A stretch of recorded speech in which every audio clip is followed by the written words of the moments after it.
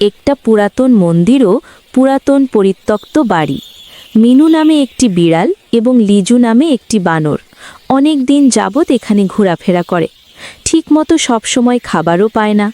মন্দির থেকে যে প্রসাদ পায় বা কেউ যদি কখনো কিছু দেয়, সেটাই তারা দুজন ভাগাভাগি করে খায়। এভাবে দিনের পর দিন চলতে চলতে তাদের ভেতর একটা গভীর ভালোবাসা সৃষ্টি হয়। একজন আরেকজনকে বেশিক্ষণ না দেখে থাকতে পারে না। দুজনে গাছের এক গুহায় রাত্রে ঘুমায়। একজন অন্যজনের চলাফেরা সুযোগ সুবিধার ওপর খেয়াল রাখে। বানরটি বৃষ্টিতে ভিজে ঠান্ডা লাগছে দেখে দৌড়ে এসে বিড়ালটি বানরটির শরীর থেকে পানি মুছে দেয়।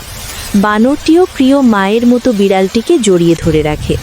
এদের এই ভালোবাসা মন্দির কর্তৃপক্ষের চোখে ধরা পড়ে, তাই তারাও মাঝে মধ্যে খাবার দিয়ে যায়। বিড়ালটি সব সময় যেখানেই থাকুক বানরটার দিকে খেয়াল রাখো। এ যেন এক ঐশ্বরিক ভালোবাসা। এভাবে তাদের দিন চলতে থাকে।